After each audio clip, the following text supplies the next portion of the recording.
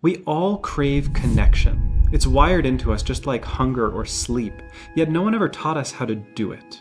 We were graded on math and grammar, but not on how to speak honestly without pushing people away. But here's the paradox. The very habits that we use to try and protect our relationships are often the same ones quietly destroying them. Because connection isn't built by avoiding hard conversations. It's built by having them the right way. Most people think closeness just happens if you meet the right person, but the truth is, connection is a skill, one that you can practice, refine, and master. I've seen it transform relationships over and over again in my years working as a therapist. So in this video, I'm going to walk you through a simple method for navigating any kind of conflict in your life and building the kind of trust and closeness that you've always wanted. Make sure to stick around for the end where I tie it all together. Now, like I said, I want you to realize that connection is a skill set, one that you can practice and get better at. Let's start with where fights secretly start, which is mixed signals. Let's say that you send a text message to someone that you're in a relationship with, and you don't realize it, but they're rushing around trying to join a work call or something like that, and so they don't respond. And now your mind is spinning, wondering, what happened? Do I not matter to them anymore? Like, what is going on here? Then, the next time you see them, the energy is really cold between the two of you, and suddenly you find yourself fighting about random, unimportant things. You were feeling pain, but you accidentally expressed that as criticism. And now suddenly the relationship is in chaos. Here's the thing you need to understand. The next time you're feeling that kind of pain, I want you to try expressing it directly to the other person. It's probably going to feel kind of scary, but I want you to try to find a way to say something like, "Hey, I've been feeling really left out in the cold since I didn't hear back from you earlier. What happened?" This is just an example, but there's a principle here. When we feel a negative emotion, letting the people we care about know that that's happening is extremely important. When you do that, you're actually creating an opportunity for you to find out that your negative belief, that they don't care about you, for example, wasn't actually true. Regardless, whenever you feel that there's something off between you and someone that you care about, schedule a time to talk about it. Pick a time, pick a topic, and let them know you want to have a conversation. But when you have that conversation, what's extremely important is you let them have the mic first. Ask them to share their take on what's been going on and let them speak their mind fully before you jump in. Try to reflect back what they're saying to you. Not necessarily word for word, but feeling for feeling. Make sure they can see that you understand where they're coming from. Don't just sit there waiting for them to finish speaking so you can get your 2 cents in. Actually try to understand what's going on for them. And stay in that mode until they've gotten off their chest whatever's been stuck there.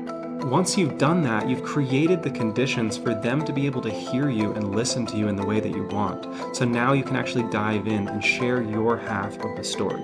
I really want to make sure you understand this next part. When you start to share what's been going on with you, try to lead with how the situation has been impacting you emotionally, rather than jumping into accusations.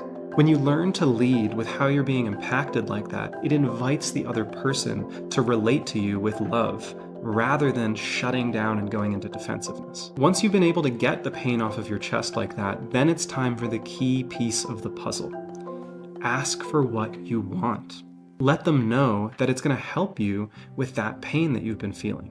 It's really not that complicated, but we tend to be too scared to actually ask for what we want. Try to build up the courage to just name it directly. Using that earlier text messaging example, try something like, "Hey, I really felt brushed off earlier when I didn't hear back from you.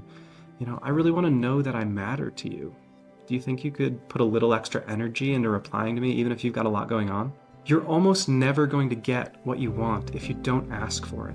So even though it feels scary, take the risk. Now, some of you might be thinking, this is nice in theory, but in real life, people interrupt and get loud and walk away. And you're not wrong. Implementing these ideas can be challenging.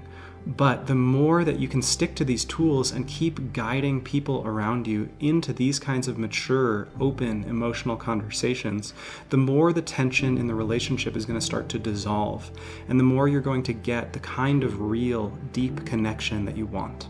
To make that a lot easier, let me give you some concrete tips. The first one is, before you go into a hard conversation like this, I want you to grab a piece of paper and a pen or your notes app, and I want you to write down 3 things. The first one is, what do you think they're struggling with? What is it that's bothering them in this moment? Get clear about that. And then the second thing is, what do you need or want in the relationship that you're not getting and are having trouble speaking out loud? Write it down. And the third thing is this: how can both of those things come true at the same time? Have a clear picture in mind with that, and then you're going to be able to come into the conversation with a compass rather than a sword, and you're going to get such a better outcome because of that. The second thing is this. I mentioned earlier that I want you to let them go first in these kinds of conversations. And the concrete tip I have is actually explicitly confirm that with them before you go diving in with your counter arguments. Really wait and explicitly check in with them. Have you really, said your piece here? Is it my turn? And if you start to do that, you're going to create the conditions where your partner or your friend, whoever it is that you're having a conversation with, is actually going to be able to hear you because they've cleared out that backlog of conflict that was in their mind. The third tip is 2 magical words: so that. Let me explain. When you finally get around to asking for what you want, I want you to try to directly tie together the thing that you're asking for with the emotional impact it's going to have on you with these words, so that. This helps the person you're having a conversation with really understand how the change is going to impact you. And it's going to make it so much more likely that they want to do it because they can clearly see how this is going to be of support to you. So all of this is really important foundational stuff, but I want to make sure you understand this next part or it's not going to take you all the way. Let's talk about anxiety, because connection and anxiety often dance together. When we feel unsafe in a relationship, ignored or unloved or controlled or rejected, our nervous system tends to flip into fight, flight, or freeze. Now, if you're more of a people pleaser, it's probably going to be the freeze state, whereas if you're more of an argumentative type, you're probably going into fight mode. Freezers tend to go silent and then start worrying internally, whereas fighters tend to go in guns blazing and then feel shame afterwards. But both type of people want the same thing. They want to feel seen and loved and understood. If you're the kind of person who freezes, I want you to practice one thing. I want you to practice saying a sentence that starts with I want or I need, and finish it with those magical 2 words, so that. If you're more of an argumentative type, I want you to put some extra effort into trying to slow down and give some space and time to the other person to get everything off their chest before you jump in with counter arguments. You'll notice something beautiful when you start practicing the things I'm talking about here. The relationship, the connection starts to get so much lighter. Even if you don't land on a perfect plan, you leave the conversation feeling closer to the other person with your dignity intact. There's this moment when 2 people feel fully seen, but fully themselves, where time seems to slow down and the heart comes out. And that's what we crave more than anything. Most of us were never taught how to get there, but my hope is that the path is clearer now than it was at the start of this video.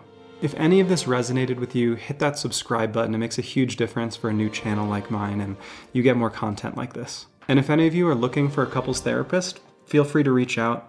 The link is in the description. All the love. See you in the next one.